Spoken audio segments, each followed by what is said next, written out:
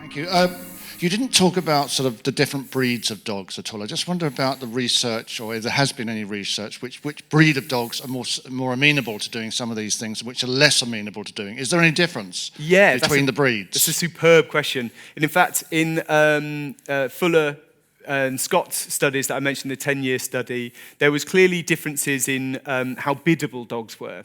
And obviously there was differences in smell. We think of all dogs having great smell, but I think in Scott's research, they had a pen and they put a mouse in there and they timed how long it took the dogs to find the mouse. And the Scottish Terriers, I don't know if we've got any Scottish Terrier fans here, so the Scottish Terrier just couldn't find the mouse at all and just ended up treading on the mouse as well. So clearly there's differences in their ability, and their behaviour was still fairly unknown, the different behaviours between breeds. Now, it's funny you should say that, because perhaps some of you know, a couple of weeks ago, really nice study involving 35,000 dog owners. And I think it studied the genes of 2,000 dogs and looked at the differences in behaviours.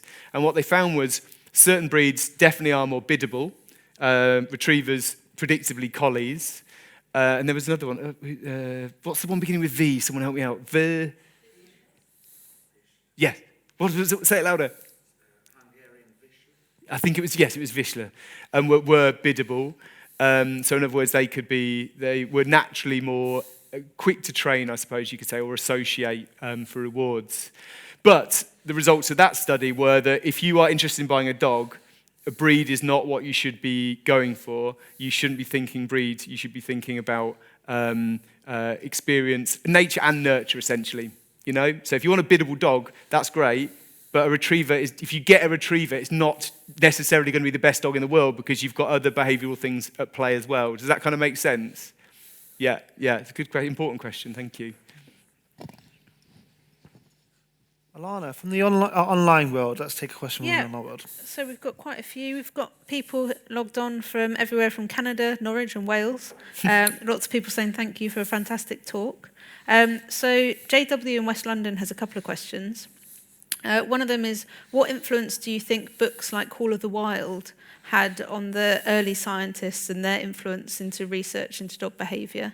And the other one from JW is that he feels that often people's pet dogs seem to demonstrate similarities in behaviour to their owners, and whether there's any research into that in the positive and the negatives of the emulating of their owners. Great questions. Okay, the first question, Call of the Wild, there was kind of two things going on in terms of literature at the end of the 18th century and starting into the 19th. And it's almost like two themes. One is like Charles Dickens, who popularised the idea of dogs being in our homes and gave dogs character names within the stories, which is almost, quite early, quite a big thing. But then you had, obviously, the European movement across North America, and everyone's kind of like, whoa, this is a very wild place. And so those ideas of wild, in fact, at one point, I think it was the turn of the year 1900, there was more stories that were portraying dogs as fearsome and something to fear, almost not exactly horror stories, but dogs were used as a kind of, what's this shadowy creature, in a much more prevalent way. So they did influence them. And I would say, again, Hollywood and literature, it's absolutely fascinating seeing the changing roles of dogs in there. There's some brilliant scientists doing work, I think at Lincoln University, on exactly that. So that's a really good question. And what was the second question again? My brain is... That's fine. So dogs who emulate their owner's behaviour, whether that's positive or negative, and how much kind of scientific research has been done into that copying of their humanness. Yeah, I'm sure. I would. At the moment, there's something called Dognition, which is a very big US project, which has a big database of dog. I was going to say owners. I'm not, sure about that word myself, but people who keep dogs as companions.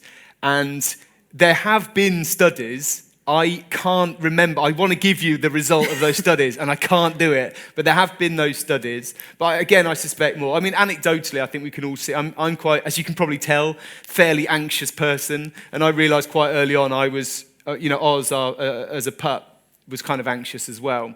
And I often wondered what I was giving off there. So dogs, they've been around us for at least 10,000 years. They can pick up on us. So I'd be amazed if the way that we behave around our dogs isn't being watched and used, and it wasn't causing dogs to adapt their behaviors. Absolutely.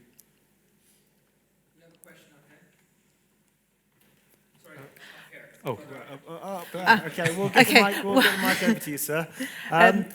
Whilst on that point, because you mentioned about breeds and like the social behaviours. I was doing a science festival in Abu Dhabi, and there they have the dog. What actually they became the breed which is now used for racing dogs. It was initially used by Arabian Bedouins to help catch gazelles. So the idea that because it's really fast running, so.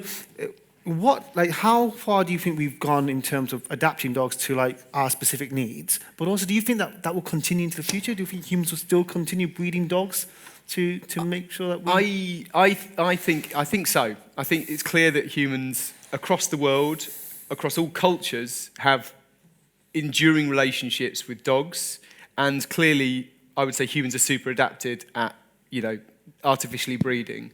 So I think that's probably a trend that will continue. I personally would like to see, we all know there are certain breeds in this country where they've been bred so much, they've been artificially selected so much, we have dogs that have clear health issues. So, of course, flat-faced dogs are a famous example of that. So my hope is that as governments and also other institutions and scientists and the veterinary professionals can actually work together to make sure we can limit that where we can, because, I think the idea, RSPCA, for instance, and the way that they talk about crufts, I think there is definitely, there has to be limits to what we're doing to dogs, because you've seen in this presentation, many of you guys knew this before, these are really super adapted animals, super deep animals. We wouldn't allow it with chimpanzees, probably shouldn't allow it with dogs. So the question from the top. Oh, wow. Hello. We stand up to the gallery. Okay. Do you have a view on dog longevity? Should dogs be living longer given the advances in sciences that we are seeing right now, and how, whether they are getting the right nutrition? Do you think what we see, right, what we experience right now, is how long a dog should live, or would they be living longer? Yeah, what a fantastic question. Yeah, I love that. If there's one abiding thing I find in my writing more and more is like the idea of there being one mammal way is, I don't see it like that. I think there is general mammalness, and we all fit within that bucket of general mammalness. So I suppose what I'm saying is, if humans care for their dogs, which clearly they do. There's whole industries for people who want to care for their dogs in all sorts of ways. We have dog treat industries, we have wellness industries for dogs, we have all sorts of industries to look after their health. If people can afford it, I absolutely guarantee you, if there isn't already, there will be ideas and therapies, just as there are now with humans, to see life extension. Yeah, it's a really good question. Yeah, it comes back to breeds as well. I'm always amazed at the difference in longevity between breeds. So, yeah, thank you for that. And sorry, I didn't know you guys were up there. I would have looked up and every now and then. I do apologise. Well, we've got 2 questions in the audience. 3 questions now. The audience are getting a bit confident. 4 questions. It's like an auction. Hiya. I was wondering if you're aware of any research on neuroplasticity in dogs. I know there's a lot of development around, treating of post-traumatic stress through physical therapy and all these other interesting neural developments in human cognition, and I was wondering if you're seeing that in the dog world. Yeah, that's a good question. And the honest answer is I haven't really included that in the book. But are you from this background? Can I ask that? No, just Oh, a okay. scientist. Do we have any neuroscientists in the room? No? Okay. No, I do apologise. But yeah, thank you for that question.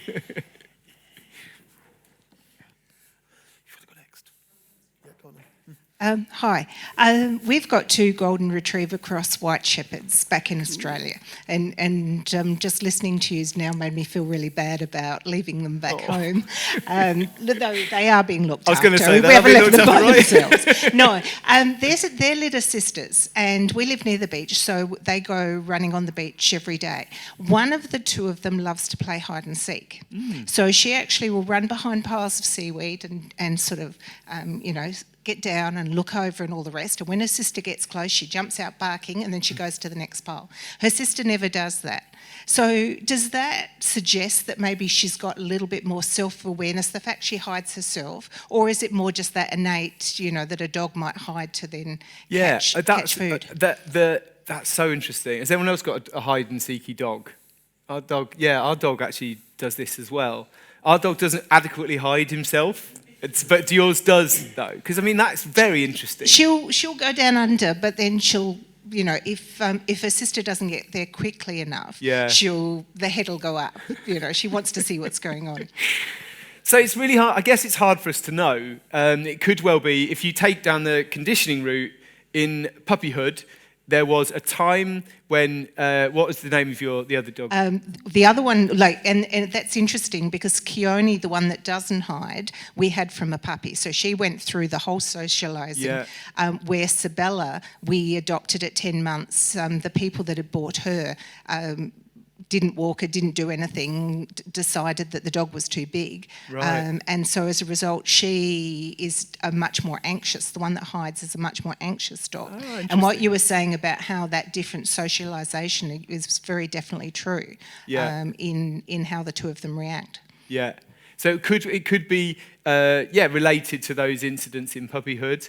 I think with my dog, it was a case of first time. This is probably I'm sure there's veterinary professionals in the audience who are like, oh, but it was the first time he did it. Whoa, hey, hide and seek. Where's Ozzy? And he comes out, give him a treat, and he's like, definitely doing that again. So I wonder on whether or not the previous owners that was a relationship that they had. I must say that I mentioned in the talk that the variety of dog play is absolutely amazing. It's absolutely amazing to me that you can have different styles of play. And in fact, I guess you've all heard about the breeding of silver foxes in Russia, long-term breeding experiment to tame silver foxes, basically by selecting those individuals that were most tame. And one of the most fascinating things about that, which no one really talks about, is actually not just that, yes, they've got piebald coats and they wag their tails like dogs, but also that they play in really complicated ways, much, much more interactive with one another, and again, to a degree, doing this kind of play shifting kind of behaviour. So yeah, I would love to know the answer to that question. And my gut feeling is that it will be. I said about Rico at the start. Everyone's like, dogs, they're great. And then they see Rico and they're like, whoa, dogs can actually associate and label different objects with human words. And it may well be that your dog is that kind of dog that makes someone go, that's really interesting. I wonder what that tells us about theory of mind. Yeah, so that could be the next big thing, hide and seek. Yeah, cool. Thank you for that question. Thanks. The gentleman on this side. Yeah, thanks for a very interesting lecture. Short story. I used to see this blind lady on the tube, and she had her guide dog with her. And she would get on at the Piccadilly line. She would get on at Wood Green, and she would get off at King's Cross. And the dog would be sitting motionless by her side. As soon as the train reached Caledonian Road, you could see the dog starting to move and to get this person ready to get off the train. And I would sit there wondering, how on earth does a dog know that it's at Caledonian Road? And how does it know that the next stop is a stop that this lady has got to get off? I love it. All I can say is it a length of time? These are great. They sprout up some great questions. Is it a length of time thing? Is it to do with a simple slight deviation, slight change, a rumble, rumble, rumble on the tracks that's unusual or something like that. But clearly there's been an association made, hasn't there? But it's just absolutely fantastic that you, as a fully cognizant, supposed ruler of this planet, we can't really work it out. And in some ways we're still in 1897 with the whole psychic thing, aren't we, in some respects? And that's a great example of that. I love it. Yeah, thank you. It's always like there was a fantastic viral video went ahead of a dog doing some shopping in an Asian far east, I think it was China, and it's like somebody had given the dog the basket to go to the market, and the marketeer person was selling oranges and knew how much oranges to put in, and the dog just waited there, so he had to put 2 more in, and then carried it away. So it is fascinating, it's very fascinating. And you get the classic examples of cats what just stay on the train and take routes in America, of course. And they know when to get off, and yeah, it's, many universities across the country actually they adopt a cat. Edinburgh, University of Sheffield, these cats will just walk into the libraries and sit in the libraries and know exactly the time that the library's going to go off. Can I just mention one other thing? It's not to do with dogs, but sort of pigeon. Again, it's on the tube. It was about 2 or 3 weeks ago, and the tube wasn't very full. In fact, there were 2 of us on it, and I saw something moving at the corner of my eye, so I looked round, and there's this pigeon walking up the carriage, which I've never seen before. And, the train, whichever station it stopped at, the pigeon walked towards the door, which didn't open. Then it turned round and saw the door on the opposite side was open, and then it walked out the door. I don't know what happened after that. But it didn't have a little homing pigeon tag on its leg, did it? It was very comical looking at this. Yeah, fascinating. We'll take the last question of the evening. Let's go. Yeah, thanks for the talk. I'm curious as to what experiments have been done towards the theory of mind. So have we got like object permanence? Have we done proper mirror tests? Are there any steps along the way that we've seen? Yeah, good question. So object permanence, they fail. The mirror test, dogs fail the mirror test, as many animals do. But one of the interesting things is that dogs, if you place a mirror, in fact, I've done this, if the dog is looking at itself in the mirror, they can, if you walk behind them, they will know that you're there. Now, it could be that they are sensing, through other senses, clearly. But, there is a suggestion that they can recognize, they can use the mirror as a way to sort of see what's behind, but they're not necessarily looking at themselves. But as we now know, even cleaner fish, can't they, can pass the mirror test, we think. And it's clearly, for me, not all human cultures pass the mirror test. There are certain cultures that don't use a mirror in that way, that do not respond to a mirror in the way most of us do.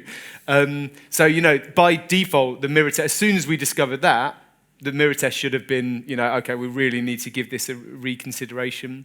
The sniff test of recognition, so that it's like the mirror with sniffs, that gives us good evidence that dogs can detect themselves. But what does that mean? I think that's the really interesting thing, is what does that mean? Does the dog go, oh, that's me, oh, good old me, and that's him, and that reminds me a bit fruity today? Or do they just sort of just walk straight past and they're just like, that means nothing to me. What means more to me is the smell over here. So it's this idea of, can dogs reflect? Can any animal reflect? When I use the word reflection, obviously, in a literal way, in a non-literal way. But, can a dog look at itself and actually reflect?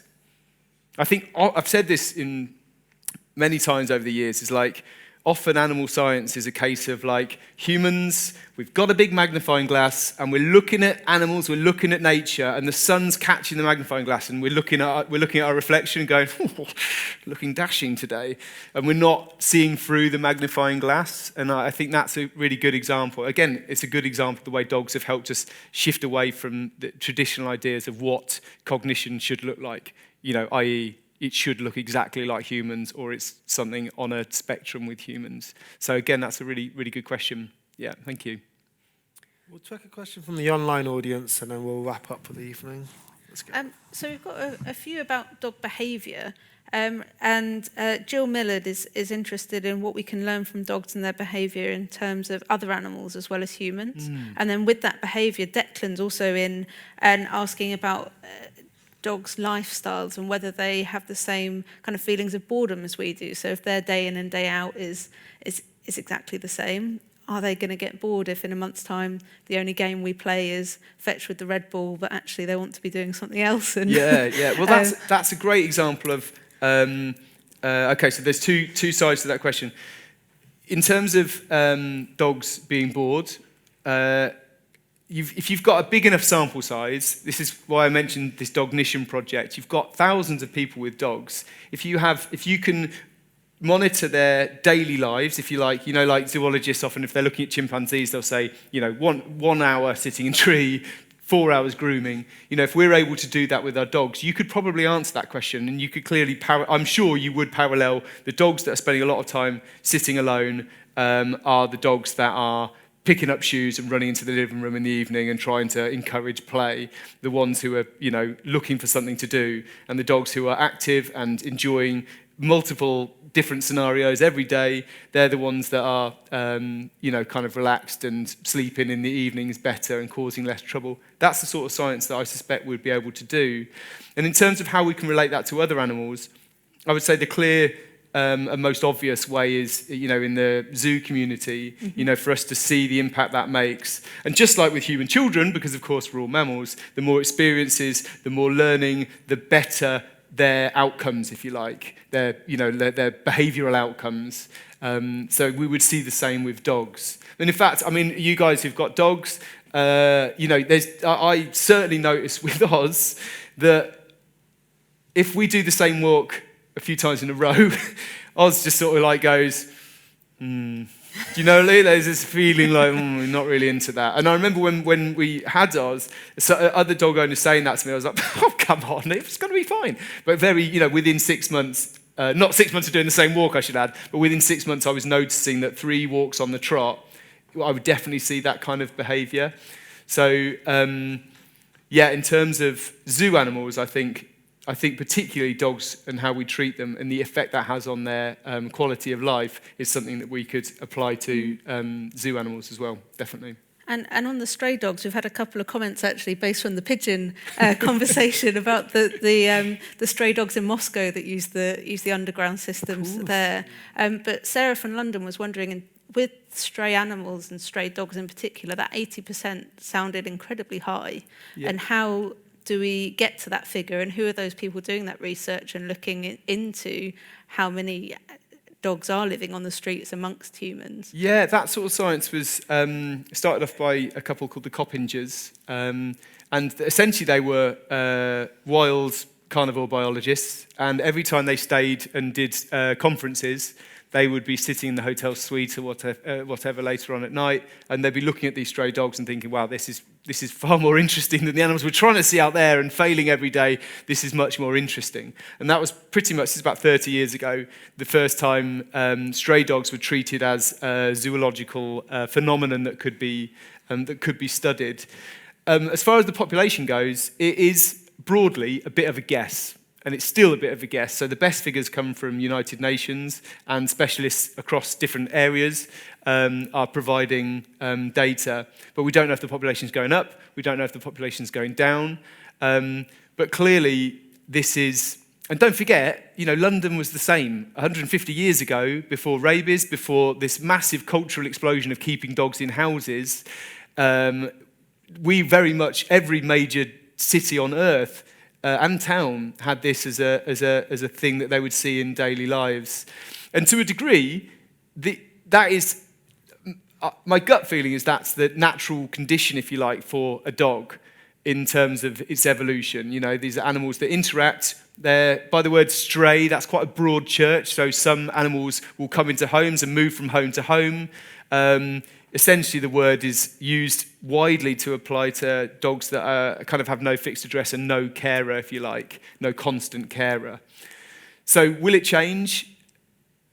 In this part of the world, in the UK, in North America, the relationship with dogs is really changing, and it will be fascinating to know whether in 30 years the word pet is a frowned upon word, or whether we'll be using other words like guardians or companion much more.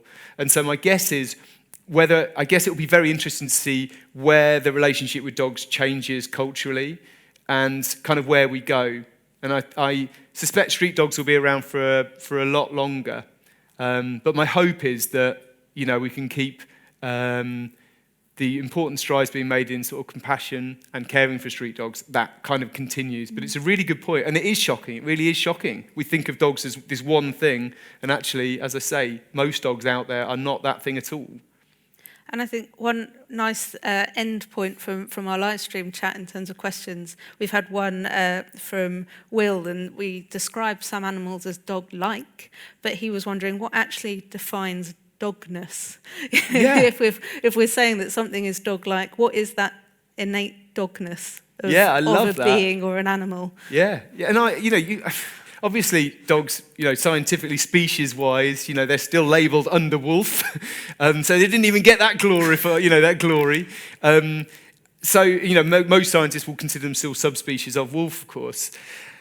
For me, dogness is about this 10,000-year-old relationship we've had where we are adapting to their needs, but particularly they are adapting. I mentioned this word, human ecosystem. This is an animal that's adapting and absolutely, in an almost parasitic way, definitely not parasitic, but it's almost parasitic, the way that we see this cultural explosion and dogs, really multiplying and finding their way into people's houses. That's what makes them so interested.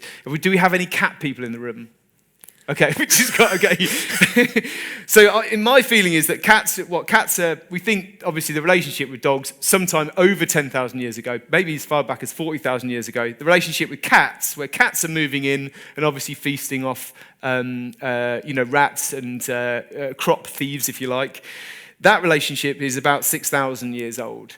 So it may well be that in another 4,000 years, cats, it sounds ridiculous, but cats could be in a similar situation to dogs. So super evolved, super connected, super able to associate what are humans, how do I get the best treats, how do they look after me best. We might see that kind of evolution in cats, and there's no reason to say there might not be other things.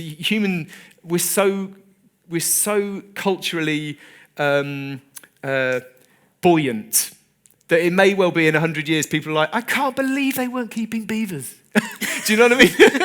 It may well that we see other relationships and other trends, but I suspect dogs will always be there. They'll always be like, 4,000 years ahead of all of the other animals. So it's really interesting to I guess we'll never get to know, right? But I just find that really, really interesting that there is no stable species. You know what I mean? There is no stable relationship, and actually the crazy stuff that goes on between humans and dogs is it's very much a continuum, and we're living through that time just as Darwin and those guys were 150 years ago. My two cats that sit for their treats are very much championing that dogness in cats already. We're going to get you!